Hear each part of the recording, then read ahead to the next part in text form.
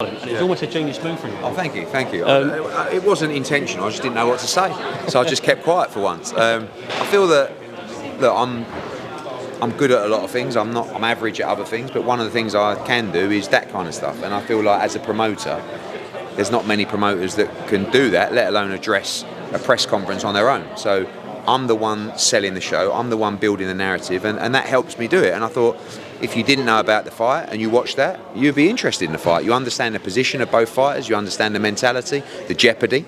And it's a really good fight next Saturday. A great card as well in Manchester. Where was Oscar, Eddie? Sorry? Where was Oscar? I don't know. I think he'll be here for the fight. I mean, we've got 3 Golden Boy Matchroom fights coming up. We've got Catterall Barboza, we've got Schofield against Shakur, and we've got Ortiz against Madrimov. 3 brilliant fights. So I don't know if he's coming to Manchester, but it may work for him stopping on the way over to Riyadh. So obviously he's more than welcome, and we'll be screaming and shouting for those 3 fights, and you know, hopefully we can get the win. How is that relationship now, and how are talks for this potential October 5v5, obviously topped by Ty Ramirez? Yeah, good. I mean, look, I think he kind of, you know, the clapback stuff, you know, he really goes for it. And I think it's quite amusing most of the time. And when we was in Riyadh, we've never really, one of the problems with these relationships is we don't really speak. So all you see is online interviews, me slagging him off, him slagging me off. And it's like, you're only going to dislike someone. But then when you kind of have a chat, and then it's all of a sudden, look, let's put all this behind us, almost like His Excellency, like he did with me and Frank. Then you actually start spending time with people. Like generally you find, generally the reaction is, oh, they're all right actually, like, I don't mind him. And that was the same with me and Frank. So I've always felt that us and Golden Boy have the potential to make brilliant matchups. And we're on the same platform. So now you've seen those 3, and hopefully it will lead to a 5v5. When we see each other in Riyadh next week, hopefully we can get in front of His Excellency and close that concept for the late summer in America. Speaking of you and Frank, is this Anto Kakachi, Sugar Nunez stuff the first wee blip in the new bromance? I mean, I've got to be honest at the same time. It's not Frank Warren's decision. Yeah, but at the same time, I know, because I speak to George, Anto was given the option. Okay, now, it was more money to fight Lee Wood, but it wasn't a huge difference. But he just fancied the Lee Wood fight. For me, I'm going to be upset, aren't I? Because I've got Sugar Nunez. I feel like he's been messed around. I feel like as a champion, you should be fighting your mandatories and you should be trying to unify the division. And by the way, Sugar Nunez against Anto Kakachi is a brilliant fight. And I rate Anto Kakachi. I think he's a great fighter. But I just don't agree with the decision. And you can't, as a true boxing fan, try and justify that decision to me.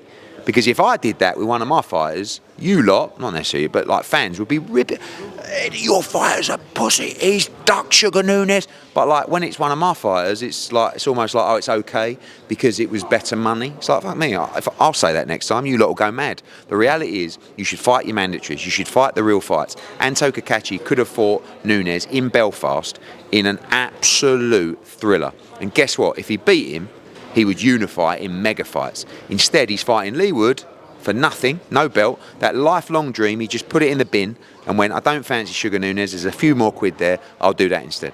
Last one from me, Eddie. Now, I watched your interview with Coogan the other day, and you said there's no way you can't have Canelo Alvarez in at least your top 5. You're also saying now his run over the past couple of years isn't that of a pound-for-pound fighter. Is Canelo Alvarez's run, particularly if it ends in Jake Paul, since he lost to Dimitri Bivol, that of a pound-for-pound fighter, you think? I am biased because I like Canelo Alvarez, and that's just being honest. And I think what he has done in his career, he's proven everything, right? His resume is unbelievable. And if you want to make 100 million to fight Jake Paul, right?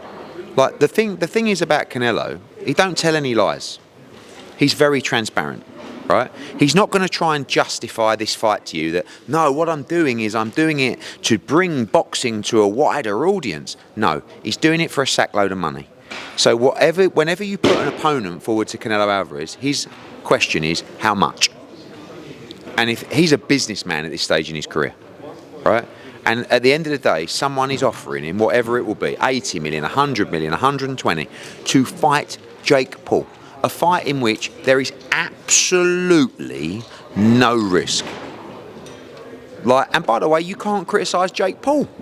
Because the criticism for Jake Paul has always been, when are you going to fight someone decent? Well, guess what? He might be fighting Canelo Alvarez. I don't hate it. I'll be watching. Maybe time to give up the belts though, if that's the fights he's taking. Yeah, maybe. Might be his last fight. Who knows? When you talk about that Jake Paul Canelo fight, at this stage in boxing, no one's surprised that a fight like that's getting made. And I know you've gone out and said you do respect Jake Paul for getting in there. Canelo's a totally different beast to, definitely out of his prime, Mike Tyson. Just talk about how much respect you would have for Jake for taking that fight. Well, only respect because of the money. I mean, he's not doing it for free. He's not doing it because he wants to prove himself as a great fighter. He's doing it for 100 mil as well, or whatever he's getting. Do you know what I mean? It's a very, very scary Yeah, fight. it's dangerous, and he's going to get spanked. How many rounds? However many Canelo wants it to be. I mean, the only thing is, Jake's going to be a lot heavier, bigger. But you're not, listen, no disrespect to Jake's ability as a fighter. He's fighting Canelo Alvarez, who is one of the top fighters in the world.